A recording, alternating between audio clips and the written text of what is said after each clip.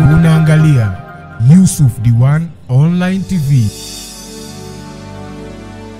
Assalamu alaikum wa rahmatullahi wa barakatuhu. Wa alaikum salam wa rahmatullahi wa barakatuhu. Naam, ndugu zangu, kama ilivyo ada na kawaida, leo tunaendelea tena katika darsa zetu, na hasa katika ilmu al-fizyai al-Qur'an, kwa maana maarifa ya ilmu ya sayansi ya Qur'an.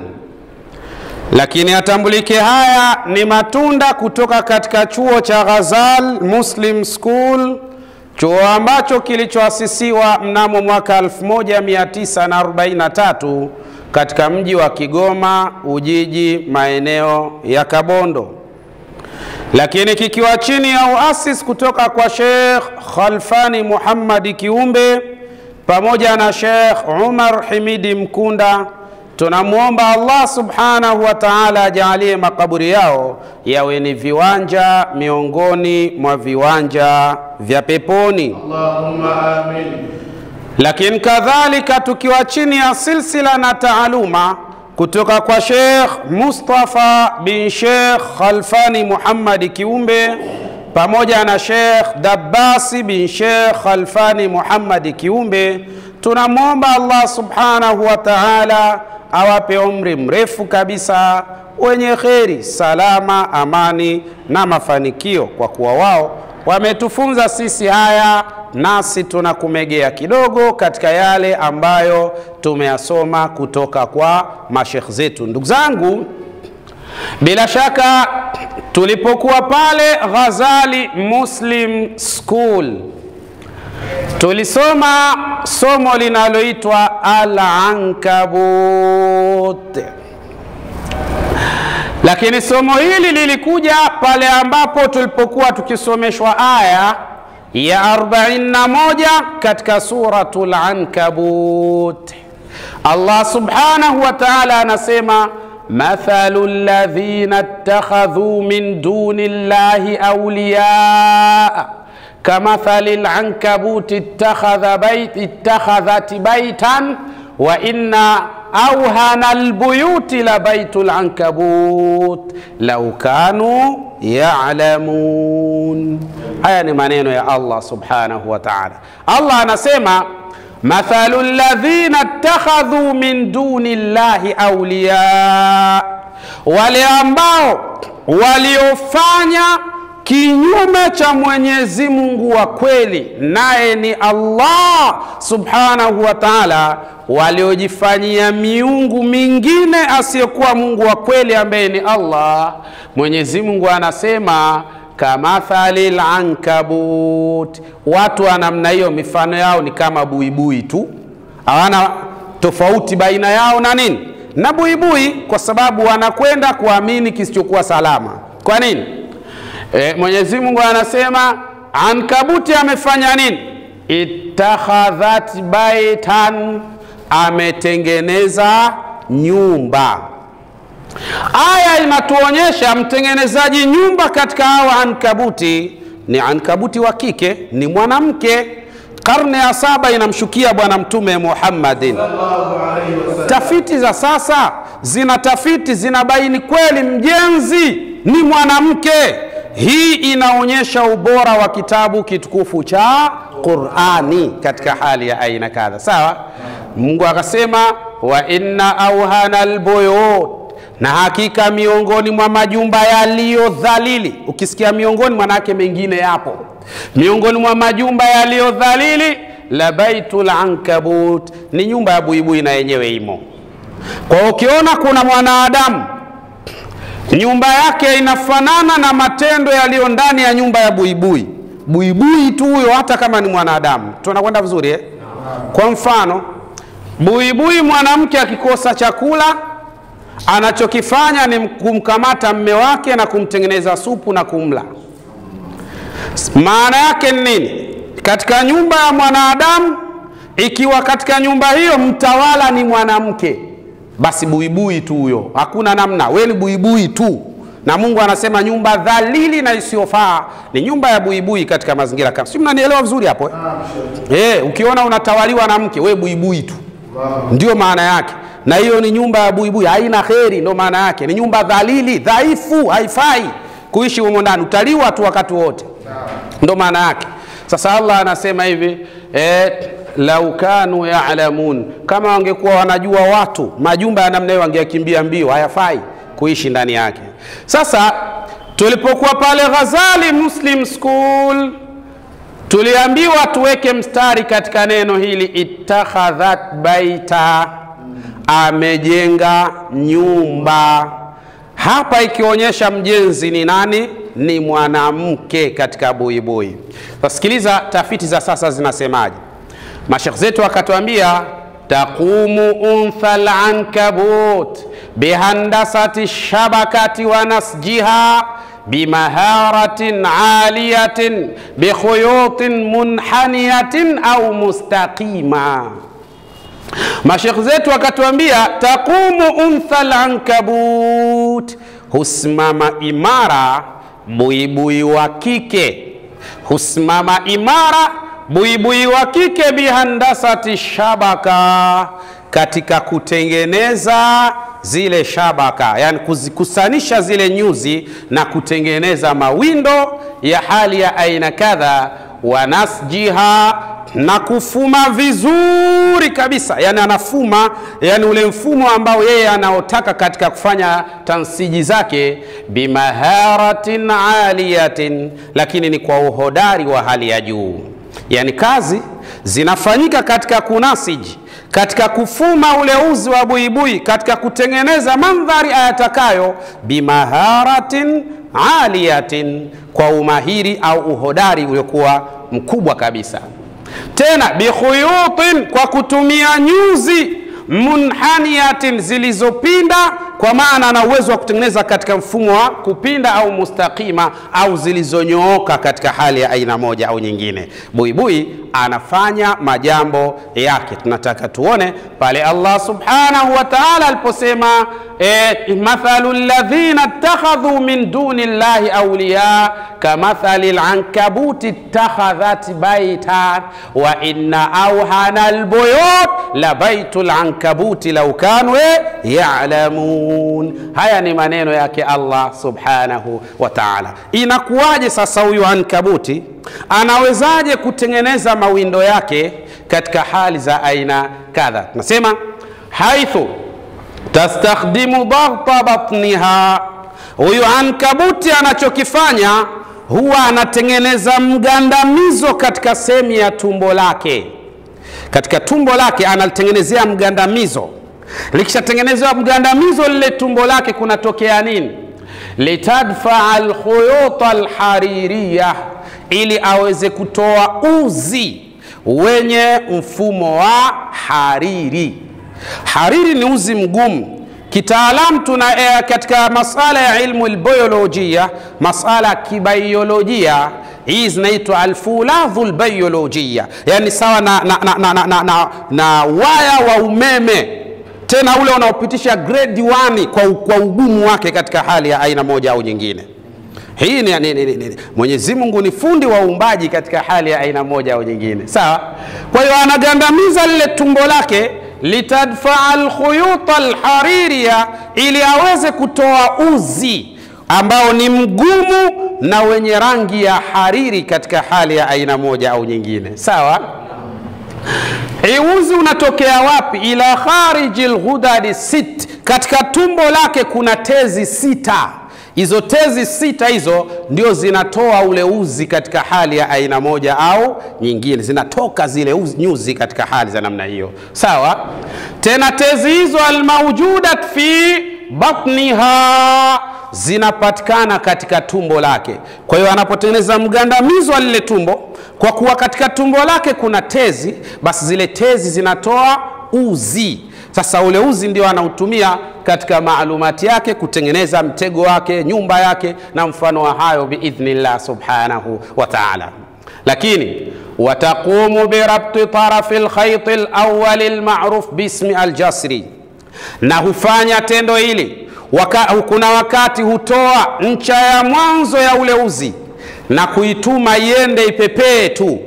Inapopepea ile itakwenda itagusa ima katika mti au katika jani la mti au sehemu yoyote. Ikigusa kitaalamu hii ncha tunaita aljasru, maana yake tunaita ni kama chambo ambacho kinaweza kunasa mahala alafu naye akaanza kutumia fursa baada ya hali ya namna hiyo. Unaona maajabu ya huyu mdudu ana vitu vya ajabu sana Mwenyezi Mungu kamuumbia kwayo. Kwa hiyo ile ncha ya kwanza inatumwa, inakwenda, inapelekwa na upepo, itaponasa mahala pap, basi na yeye anajaribu kusikilizia iko vizuri, naye sana anaanza kufanya majambo yake katika hali ya aina moja au nyingine. Tunakwenda sawa? Huyo ni Allah subhanahu wa ta'ala. Ikishatumwa hiyo ncha uzi bisaqin, inaweza ikaenda ikashika katika shina ashabatin, yani shina la mtima wote ule, au waraqatin, au katika jani shajarat, jani la mti wote ule. Thumma tahbitu ila al-ardi, kisha yeye anachofanya baada ya ule uzi kuwa tayari umeshashika mahala, yeye hushuka sasa ardhini na uzi mwingine. Unaona alivyo huyu, anashuka pale ardhini akiwa na uzi mwingine, watasaadu, alafu anapanda tena. Sawa? Kwa hiyo anashuka, anapanda, anakuwa katika mazingira kama hayo. Wa hiya mustamirratu biamaliyati alhiyaka, naye anaendelea katika kazi ya kufanya yani ule ushonaji wake au ufumaji wake katika hali za namna hiyo. Tunakwenda vizuri Kwa hiyo yeye anachofanya wakati zile harakati zinapofanyika za kupanda na kushuka, ndipo anafanya harakati za kunasiji, yani kufuma. Ule uzi wake unakaa vizuri katika mandhari kabisa yaliokuwa mazuri. Sasa akishatengeneza, usifikiri nyumba hiyo, huu ni mtego, anatengeneza asharak, mtego. Sasa akishamaliza kutengeneza, anachokifanya sasa yeye anatengeneza nyumba yake pembeni ya mtego wake. Mtego sikautega hapa, anatafuta mahala anatengeneza nyumba sasa. Na yeye anapenda starehe kidogo, buibui anapenda starehe. Tunakwenda vizuri? Anachokifanya pembeni sa ule mtego wake, anatafuta jani la mti, analikunja vizuri lile jani la mti, alafu anatengeneza ndani ya hilo jani la mti huo, anatengeneza nini? Sariran, kitanda kizuri kabisa, tena murihan, chenye kustarehesha. Akilala pale anastarehe, minal hariri, lakini kitanda chenye anatengeneza kutokana na ule uzi wa hariri. Ndio anachofanya yeye. Unajua ni kwa nini anatengeneza kitanda? Anatengeneza kitanda kwa sababu buibui ni katika wanyama au wadudu ambao wenye subira pia. Na hapa tunafunzwa pia tujifunze subira kutoka kwake, kwa sababu anajua katengeneza mtego mpaka kiwindwa kije kikamatwe sio rahisi na sio haraka haraka hivyo. Ndio maana anatengeneza nyumba, anasubiri kwa muda mrefu, hakati tamaa. Leo kuna mtu akipika maandazi siku ya kwanza hayakutoka, kesho arudi, anaona ana mkosi, anaona ana balaa, subira hana. Sasa hii ni hatari ndugu zangu. Sasa yeye anachokifanya, kwa kuwa anajua nimeshatega mtego wangu, si lazima ukamate leo, hajui ni lini utakamata. Kwa hiyo ana subira ya kutosha. Ndio maana anatengeneza kabisa mahala pa kukaa tulie, kwa sababu anajua si lazima iwe leo kesho. Ipo siku nitapata, lakini si lazima iwe leo na kesho katika mazingira kama haya. Sawa? Wa akhiran, na mwisho kabisa, taqumu biwasli khayti indhari min ushiha wan nasij. Na jambo la mwisho analolifanya baada ya kutengeneza ule mtego wake vizuri, huwa anafunga uzi. Uzi huo unakuwa ni wa hariri na mgumu, unatoka pale katika sehemu ya ule mtego wake, moja kwa moja unakwenda katika sehemu ya nyumba yake pale anapokaa yeye sasa. Sawa? Tunakwenda vizuri? Hii sasa inaitwa ni nini? Khaytul indhar, kwa maana ni uzi ambao unaotoa taarifa kashakamatwa huko. Tunakwenda vizuri? Kwa sababu ule uzi ukishaenda pale katika nyumba yake, hata tashura bi ay ihtizazin qad yahduthu ala an-nasij lita'rifa dhahiyataha, ili aweze kujua anapoingia mdudu kakamatwa pale katika sehemu ya mtego wake, basi ile mitikisiko itapeleka katika ule uzi ambapo kule ndani kwake atajua kwa mtikisiko huu mtego ushafanya jambo huko. Tunakwenda vizuri eh? Kwa hiyo anachokifanya sasa, anapimia. Unajua ni kwa nini sasa yeye katengeneza uzi uende kule ukampe taarifa? Buibui ni katika wadudu ambao uoni wake ni mdogo sana. Kwanza ana macho manne, lakini anaona kidogo sana. Kwa hiyo anatumia hisia kusikia ile mtikisiko zaidi kuliko kuona katika hali za namna. Ndio maana ule uzi unapelekwa pale mahala. Akishaupeleka pale mahala, akisikia tu mitikisiko huku inatikisa mpaka kule katika nyumba yake, anajua yes, jambo lishaiti huko. Kwa hiyo anachokifanya sasa, anapimia ukubwa wa mtikisiko au udogo wake. Akiona mtikisiko ni mkubwa, basi anajua kiwindwa kilichokamatwa ni kikubwa pia. Kwa hiyo hakurupuki, anakwenda kwa step maalum. Anajua huku nimekamata kweli, lakini si salama hivyo. Kwa hiyo anakwenda kwa taratibu maalum, kwa kutazama ule mtikisiko mkuu namna ulivyo. Lakini ukiwa mtikisiko mdogo, anajua huyu alokamatwa ni mdogo, naweza kumdhibiti kwa haraka. Ikiwa kama ni mkubwa, atazunguka mbali sana, huku anatengeneza nyuzi mpya kwa ajili ya yani kumzunguka yule na kumwekea nyuzi imara na madhubuti ili asiweze kutoka. Alafu kisha yeye anaondoka, anatulia tena nyumbani kwake. Hakikisha kwanza mpaka huyu amefanya nini, amekufa au amepoteza nguvu, ndio atakuja taratibu sasa kufanya majambo yake. Tunakwenda vizuri eh? Sasa Allah subhanahu wa ta'ala amewaumba katika hali za namna hiyo.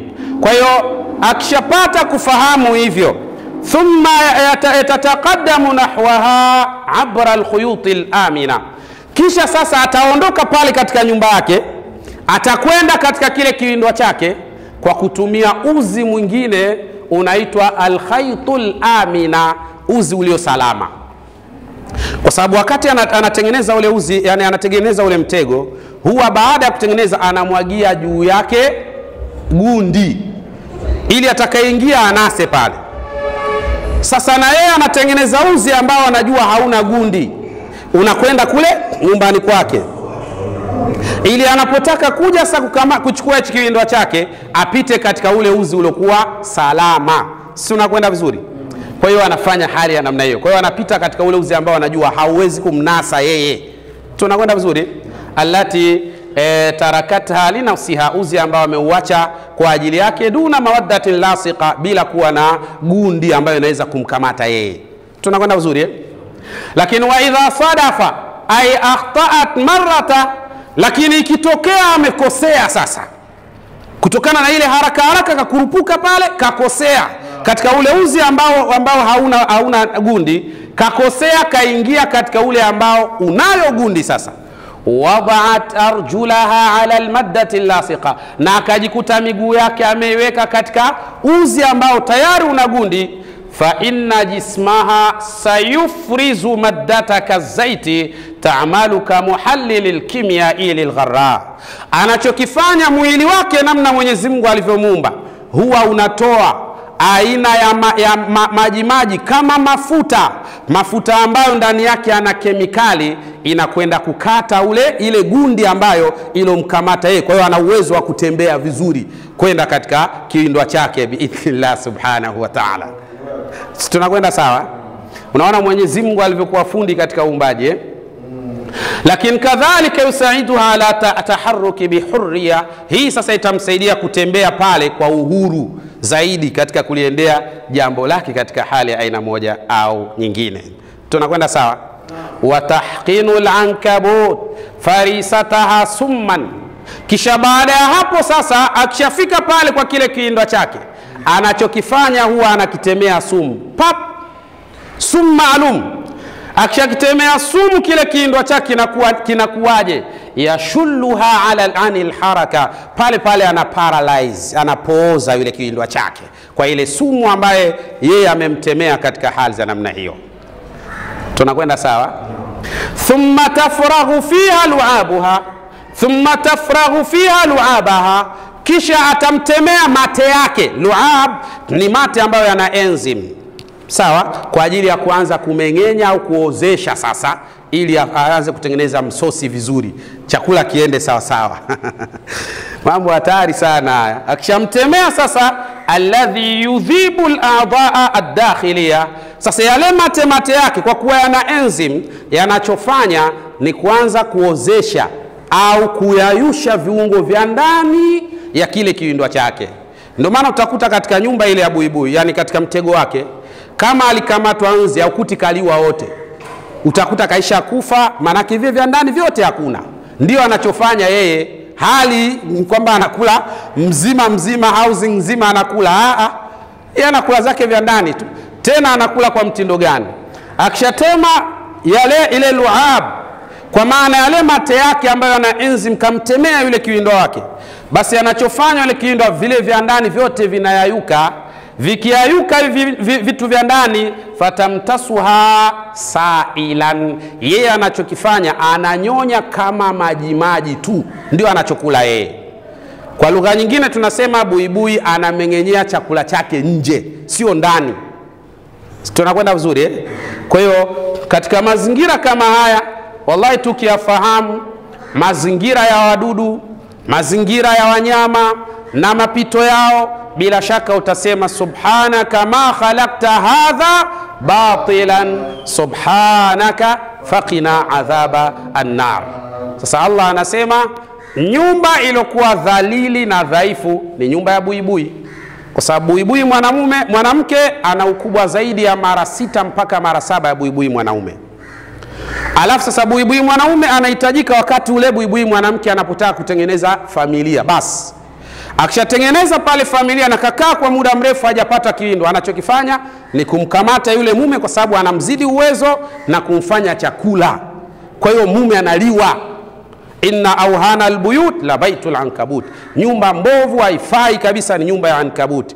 Kwa hiyo hata mwanadamu nyumba yako ikiwa hivyo, mke ndo mwenye sauti, wewe hauna sauti, wewe ni buibui tu, na ni nyumba haifai kwa mujibu wa Qur'ani namna inavyotuambia. Mmoja katika wasemi maneno ya hikma anasema hivi: la khaira fi baitin imri'i tasihu fiha ad-dajaja wa yasmutu ad-dik. Anasema hakuna khairi katika nyumba ambayo anayewika mle ndani ni tetea, ndo anawika, alafu yasmutu ad-dik, alafu jogoo kimya, tulia hapa. Hiyo nyumba ya namna hiyo buibui tu wewe katika mazingira kama hayo. Yani nyumba ukiona anayewika ni tetea, ndio anawika, alafu jogoo tulia kimya, buibui tu wewe. Mwenyezi Mungu atulinde na atunusuru. Au hana albuyut la baitul ankabut, nyumba mbovu haifai kabisa ni nyumba ya ankabuti. Mume analiwa, na akishajifungua pale watoto anatazama yule dhaifu ni yupi, analiwa. Baada ya hapo anatazama anayefuatia, analiwa. Ndio maana wakishazaliwa kila mmoja anakimbia anatafuta kwa kwenda. Sasa hiyo nyumba inafaa si mtihani. Inshallah Mwenyezi Mungu atulinde na atunusuru. Na mwisho kabisa niseme ya Rabbi, tunakuomba warehemu wazazi wetu pamoja na mashekh zetu ambao wao ndio sababu ya sisi kuyajua haya, kwa hurma na utukufu wako ya Allah ya Rabbal Alamin. Assalamu alaikum wa rahmatullahi wa barakatuh. Naam Sheikh, tumeona kwamba ankabuti anapokuwa anataka kutengeneza mtego au nyumba, kwanza anatuma nyuzi. Ile nyuzi inaenda inasafiri yenyewe. Sahihi. Bila kuwa na muunganiko baina yake na ile nyuzi. Sahihi. Je, anapoituma ile nyuzi inakuwa ndiyo sababu ya kuzifanya zile tezi 6 zilizopo katika tumbo lake kuwa ziko tayari kwa ajili ya kutengeneza ile nyumba, au inakuwa na utaratibu gani ile anapotuma ile nyuzi ya kwanza? Sahihi. Swali zuri. Ni kwamba ankabuti anapotuma ile nyuzi, ni pale ambapo anapokosa fursa. Kwa mfano, anataka kutoka sehemu kwenda sehemu nyingine, lakini njia imefunga. Anachokifanya anatoa ule uzi, alafu anauacha unapigwa na upepo. Kwa upepo unauchukua ule uzi unakwenda nao, ukinasa katika mti au katika sehemu fulani, tayari ikashapata daraja. Ni daraja qantaratul khairia hiyo. Kwa hiyo anapita, anakwenda zake. Sasa kishaenda sasa kule ndo anaanza sasa kutengeneza. Sasa akirudi anarudi na uzi mwingine, akienda anakwenda na mwingine, akirudi anarudi tena mwingine, basi anaanza kutengeneza mazingira hapo. Ndivyo alivyo majambo. Kwa hiyo zile tezi 6 sasa zinafunguka kwa ajili ya kutengeneza nasiji. Nasiji sasa anaanza kufuma. Sasa anachukua uzi hapa anaupeleka hapa. Sasa na anaweza kufuma katika umbile la athulathia au asudasiyya, umbile la pembe 6 au pembe 3. Ndio mara nyingi sana upenda hivyo. kwa ajili ili kiwindo kiingia pale kikamatwa kwa uzuri zaidi katika hali za namna hiyo. Aiwa. Mimi swali langu kutokana na darasa ulioitoa mashallah yenye uchambuzi wa kina sana wa kiutafiti na inaonesha uwezo wa Mwenyezi Mungu jinsi ulivyo mwingi katika uumbaji, kwamba ilitutosha sisi kuona viumbe vyake alivyoviumba, kuona ukubwa wa Allah subhanahu wa ta'ala. Sasa katika namna ulivyokuwa unafafanua kuhusiana na huyu buibui, naam, ukasema kwamba vile nyuzi anazozitega zile ndio lengo kubwa sana pale, ni mtego sahihi, ili kunasa riziki viumbe wadogo wadogo na wakubwa watakaoweza kunasa pale. Sasa kwa muono wetu wa mazoea, sisi tunaona ile ndio nyumba ya buibui na kule Mungu asema wa inna auhana albuyuti la baitul ankabut. Naam. Sasa kwa hiyo ule haswa ni mtego au ni nyumba? Sahihi kabisa. Ule haswa ni mtego. Nyumba buibui huwa anaijenga pembeni ya ule mtego, ndipo anapojenga hiyo nyumba yake. Na Mwenyezi Mungu aliposema nyumba dhalili, anakusudia matendo yanayoendelea mle ndani ya nyumba hiyo ya huyo buibui, ndio inafanya dhalili, kwa sababu yeye akisha kuwa na njaa, wakuliwa ni mme wake, ndio anayekamatwa, anatengenezwa chakula, analiwa. Sasa hiyo nyumba inafaa. Aya, akiwa na njaa kama ana watoto, basi anayefaa kuliwa ni mtoto, ndio atakamatwa aliwe. Ndio maana Mwenyezi Mungu akasema nyumba mbovu na isiyofaa ni hii ya buibui. Matendo yanayoendelea mle ndani ni ya ajabu sana. Kwa si lazima awe buibui, hata sisi wanadamu ikiwa hivyo. Ikiwa ipo nyumba ya mtu ambaye mke ndio mwenye kauli, yeye kimya, ni buibui tu huyo shekhe, ni auhana albuyuti, ni nyumba mbovu isiyofaa la baitul ankabut. Naam, nafikiri inshallah. Shukrani akhi.